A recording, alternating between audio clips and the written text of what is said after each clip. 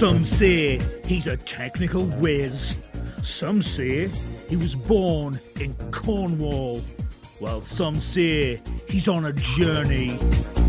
It's The Journey, and here's your host, David Hackett.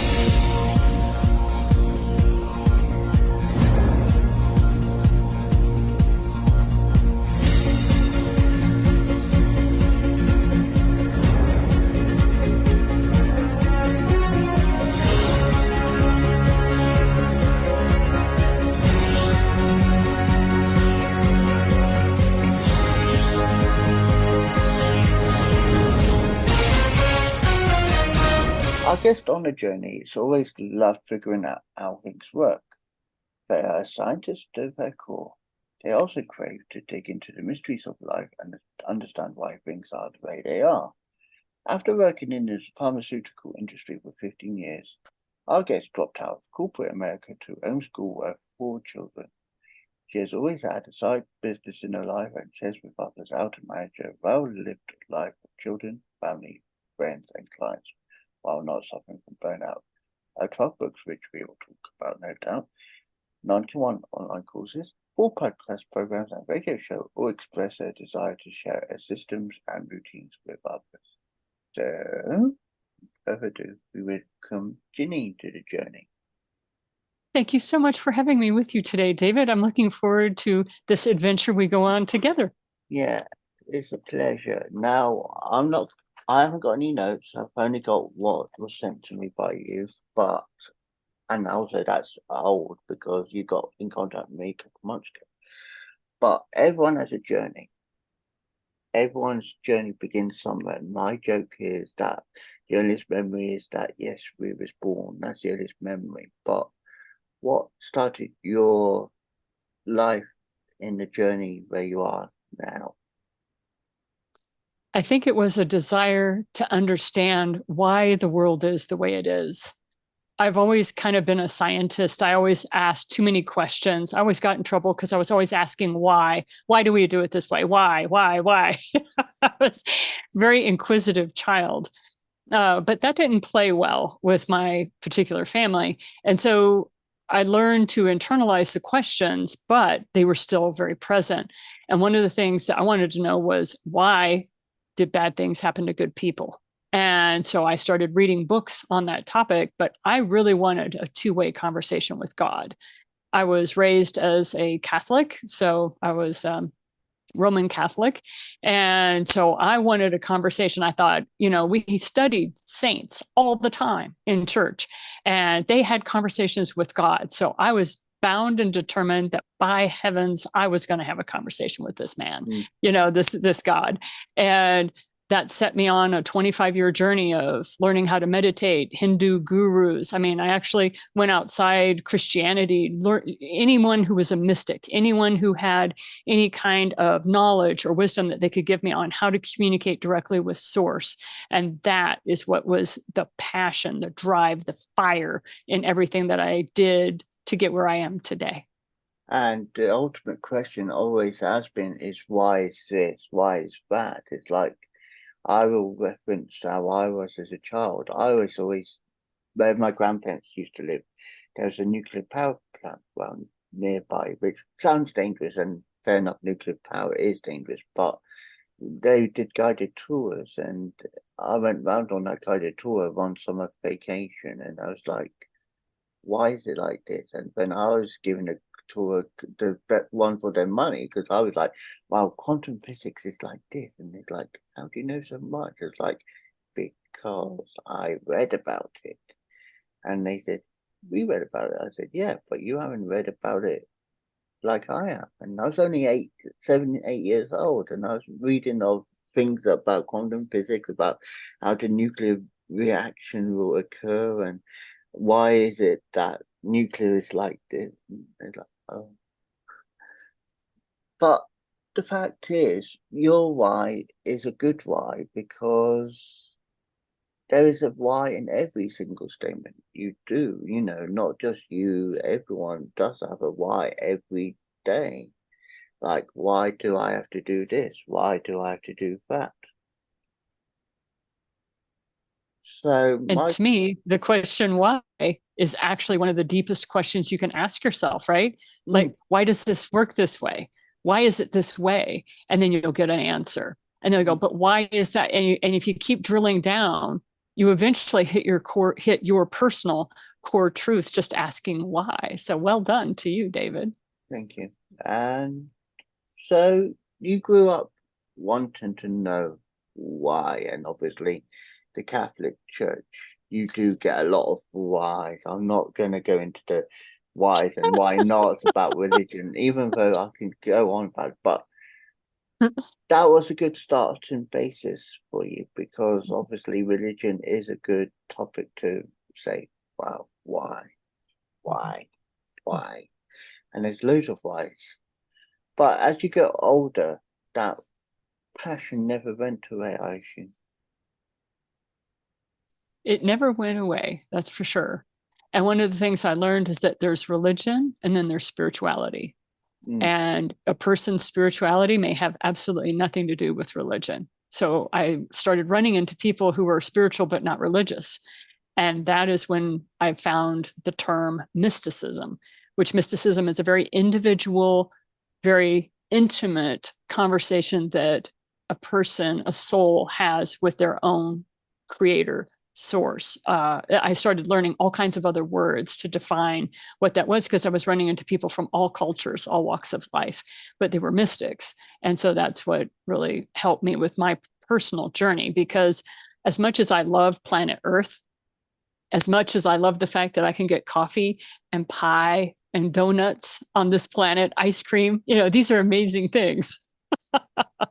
But as much as I love all those things, I knew that there was something missing in my life. I was seeking this missing element. And it took me 25 years. But when I received some people say enlightenment, some people say awakening, whatever you want to call it, when I firmly knew who I was, like I know who I am with a capital K, that when I learned what I am and who I am, then I could truly enjoy everything of Earth in a much higher frequency than I ever could without having that knowledge. Yeah. And it's like I said, it's the passion and understanding in your own self.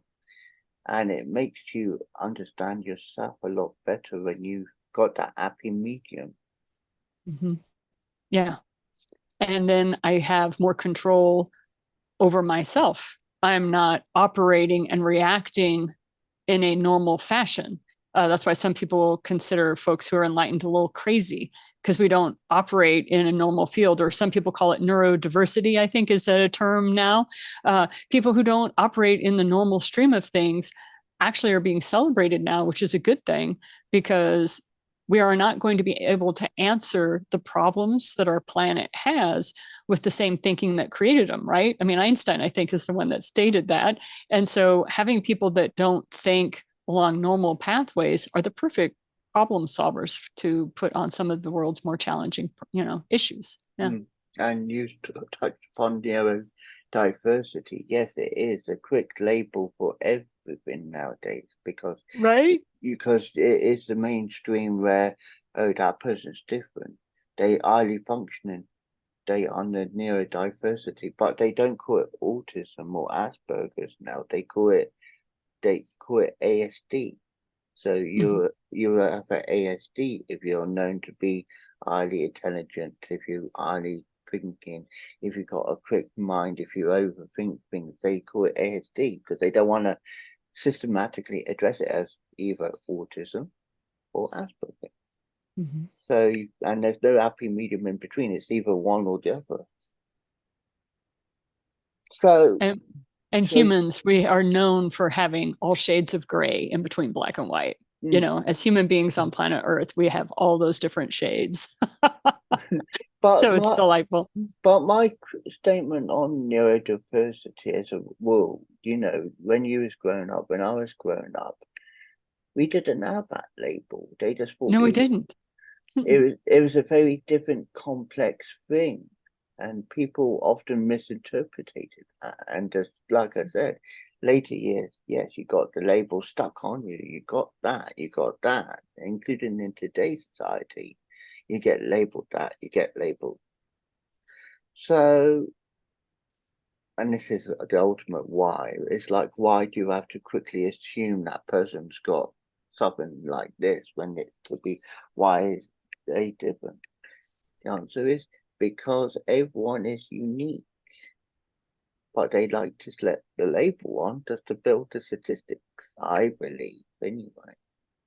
Because for every 10 normal people, there out of those 10 people, there's one neurodiverse person. Now, I've interviewed neurodivergent people on my, podcast before, and I've interviewed about 3 or 4 of them. But you can tell each one has their own mindset, but they still sound like me or you. So how can you slap that label and say, oh, that person's got autism, oh, that person's got Asperger's, oh, that person's got ADHD, oh, that person's got bipolar? It doesn't matter. They're still the same person. They don't look any different. They don't have a big tattoo on their head saying, I am this. So you grew older and your passion for life and seeing things and exploring things, that intensified, I would imagine. Yes, it did. About 2010 is when I knew I needed to make some changes in my life because I was operating as one person for so long. But when I received my awakening, or however you want to define that, when I truly knew who I was at my core, I threw off all those labels. So I was gifted a lot of labels growing up, I'm sure is the same as you. And when you start looking at those labels that you have been walking around with in your subconscious and conscious mind for so long, and you start throwing those off very systematically, like, nope, this is no longer who I am. Nope, I don't accept this as my personal truth anymore. Nope, this is, and I literally set fire to everything that I thought I knew, burned it to the ground, and started rebuilding. And that process took me about 5 years of systematically throwing off labels and rebuilding my life. And by 2015, I knew I was headed in a very different direction for my life. So that was a part of the journey. And a part of the journey, and you've hit upon it, every journey is not about straightforward up the freeway or motorway. You have to take the diversions to make the perfect life. For me, I did. I don't know what would be appropriate for a David, for you, but that's what I share with everybody is we have 8 billion people on this planet right now. That means we have 8 billion different realities that are operating at once. And we're in agreement that a staircase is a staircase and a book is a book. And, we're in agreement on certain items in that reality, but the perception of reality and how it affects us, that's where that uniqueness of being a human is all about, isn't it?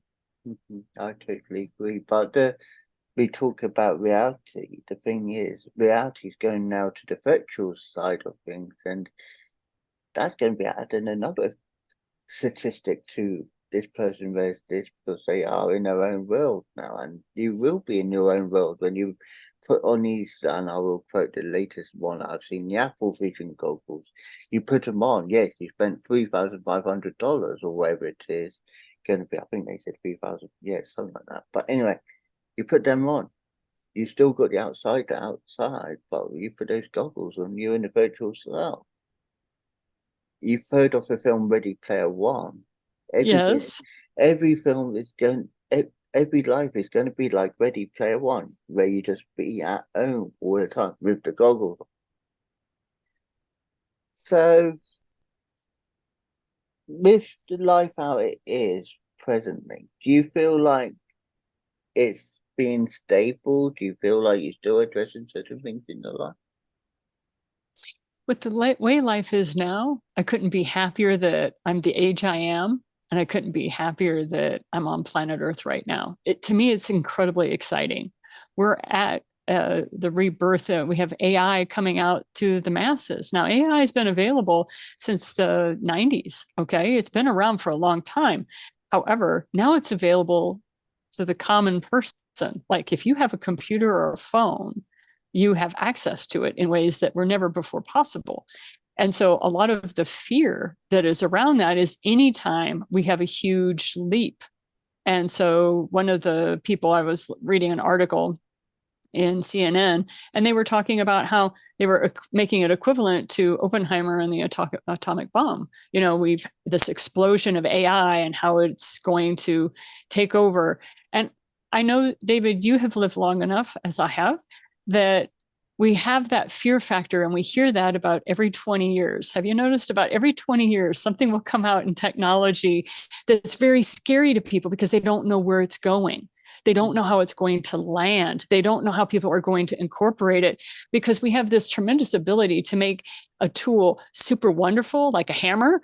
We can take it and build houses for people and get people, you know, in safety, or we can use that hammer and beat somebody over the head with it and kill them. You know, we as humans, we take these tools and we can do amazing things, and we can also do highly destructive things. And so I find this time incredibly exciting, because I'm looking at young people who've been trained early on how to use computers in ways that were never designed to be used, watching them use their telephones, running businesses.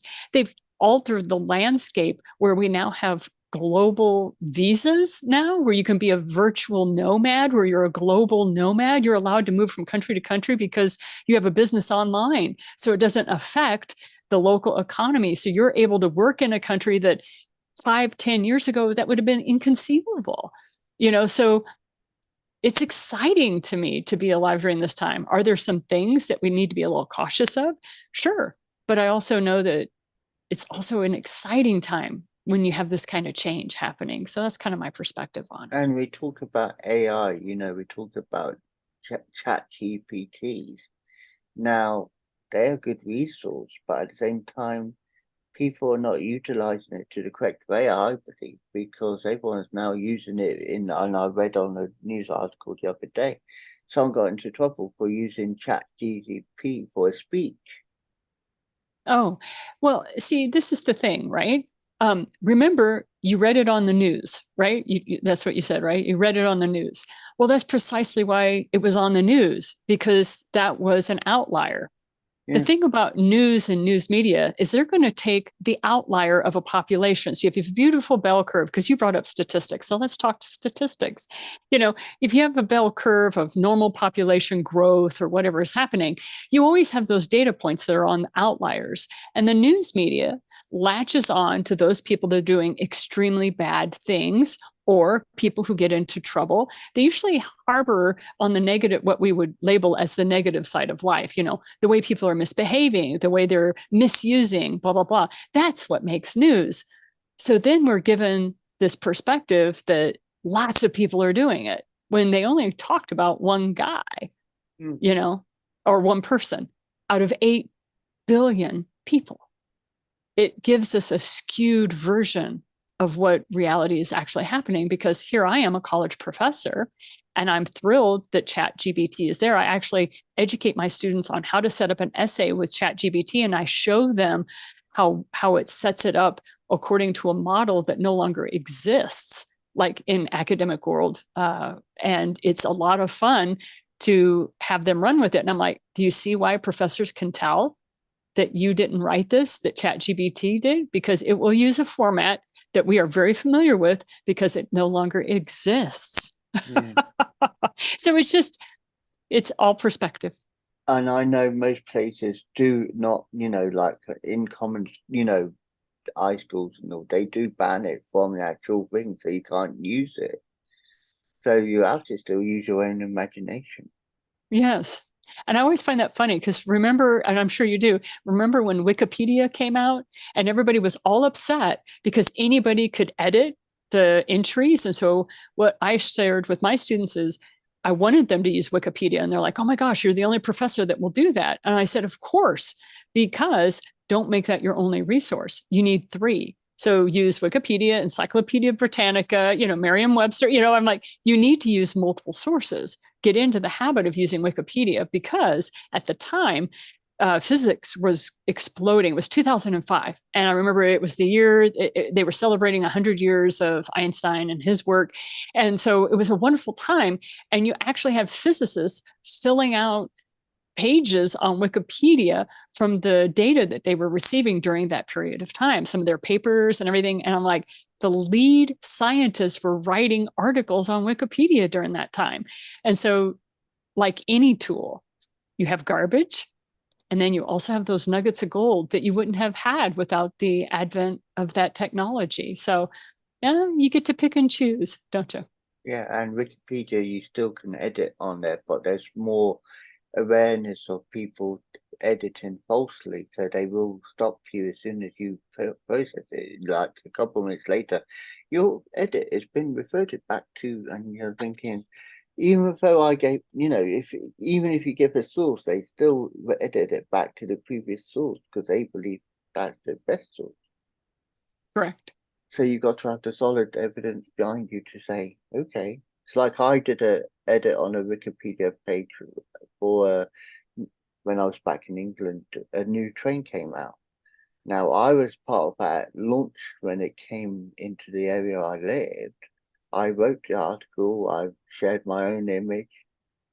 It stayed there, but you look at it closely, it's been edited around so much because obviously new people added to it. So it's gone from the article I made it to the way it is now, and it's expanded. Now that's a good thing, but you look closely at the edits because if you're a contributor, you can see who's edited and it's like, why? And we're back to that question. Yeah. And you think, I was on that, and why is it like that? And you have to then debunk it in your mind, well, they probably had a different experience. But it doesn't justify for the Wikipedia because it gives the either positive, negative. You've got to then look at the neutral. So when I contribute now to articles, I have to look at, okay, I can't be this, I can't be that, I've got to be middle ground. Middle ground normally stays in the neutral where no one edits. So into the future and how things are developing, obviously, do you see things progressing better, stronger, more inspirational people coming forward to say, yes, I can, yes, I believe this? Do you believe people be like how you believe?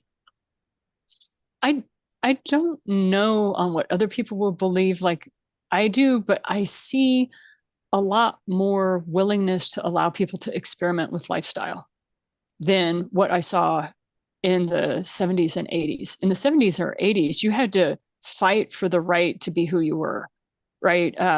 You had to fight to stand in your individuality. But then there are certain cultures on our planet where that's not a good thing. For their culture, solidarity is needed. Conformity is required if their society is going to continue to operate the way they need to. So I have a very skewed view of life because I was raised in many different countries growing up. My father was in the military, and so we traveled around quite a bit. But I also am highly aware that my worldview is skewed terribly because I spent most of my time in America, in the United States. And so being an English speaking woman in the United States, there are certain aspects of my lifestyle that's inconceivable to somebody on the other side of the planet, such as I'm a single woman, but yet I have the ability to buy property in the United States. I'm able to buy a home. I'm able to work outside of my home if I wish. And so there are a lot of privileges that I have that, like I said, are inconceivable to someone in another culture who's a woman and married. They're, the lifestyle I have. So I wanted to point that out. I'm aware of the diversity of our world. We have many different types. But as far as humanity as a whole, if you look at some of the statistics that are being run, believe it or not, despite what the news says, there's a lot less violence in our world than there was last century. There is still intolerable things happening. And I think good people need to step up and do what they feel is appropriate for making things as peaceful as they can in their world, in their locus of control. But for the most part, we are evolving to be a better, I think, species on the planet. We're taking responsibility for our actions. We're taking responsibility for what's happening. Now, for everything I say, I know that there are thousands of people that will point at all the horrors that are happening and all the horrible things that are going on. And I'm not saying that those don't exist, but what I am saying is when we focus on good people and good things that they're doing, we allow the spotlight to shift onto the positive. And when you start focusing on the positive, you give ideas and suggestions to other people who thought they were disempowered, and you give them inspiration on, oh, well, if they're doing that in that area of the world, we need to shift this a little bit, but we could do this in our area of the world. And one of the things I'd like to talk about is the organic gardening movement that started really early in the 60s, but really didn't take fire until the internet came out. And then you have people up in Finland that are showing you how to make a window garden using 2-liter plastic bottles and floodlights because they're in darkness, so many months out of the year. But they have learned how to build organic gardenings using drip systems and all this. This is the type of thing, they call them window farms. And these are the type of things that have started taking off because we as a collective humanity are learning from each other across cultures and across the oceans. It's a delight to see. It is. Now, obviously, people can get in contact with you and talk about this further. How is the best way for people to get in contact with you to discuss their views and give their takes and to talk to you? If you want to talk to me, the best way is to go to my website, the8gates.com. And it's THE, and then the number 8, and then Gates, GATES.com. So the8gates.com, and you'll see the menu button. Click on that and go to Open Friday Coffee. And I open the Zoom room for an hour. And that's where you can meet with me and chat with me and let me know that, hey, I got to chat with you on David Hackett's, I heard you on David Hackett's podcast. And I'll be like, isn't he a dear? Isn't he wonderful what he's doing with people? And we will talk about you, David, on the Open Friday Coffee. And then ask me whatever question, and I'll be glad to guide you on either an online course I have, a book, or refer you to another professor who would be better, for whatever your life journey happens to be. Okay, ultimately, and this is the end question, what inspiration would you want to say to people to help them develop on their journey? Don't forget your dreams. I know that that's really campy, but seriously, if you have a dream and you have no idea how to get there, my inspiration to you is ask for help. There are people who have solved the issue that you're challenged by. Figure it out. Go on YouTube. YouTube is the second largest used search engine on the internet. Google's number 1. YouTube is number 2. And go look it up. But my inspiration to you is just because you're challenged by something, know that of the 8 billion people on this planet, somebody has solved it. Go figure out who solved it. And they may not have solved it the way you need it solved, but they will get you started on the next step for you. So that's my recommendation.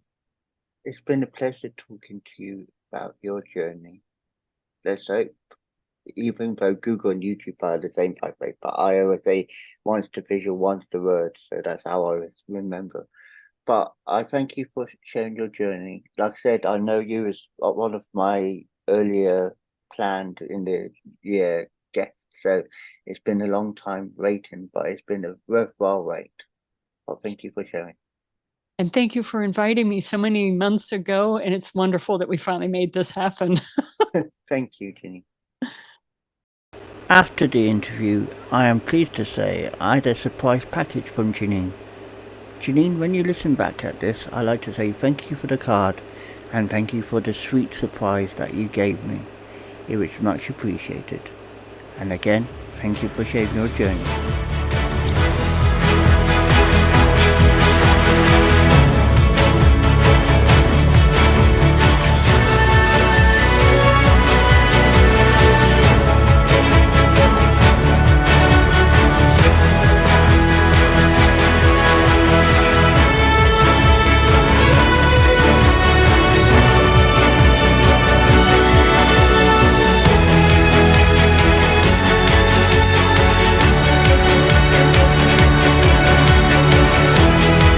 was The Journey, hosted by Wise Words Imaging, hosted by David Hackett.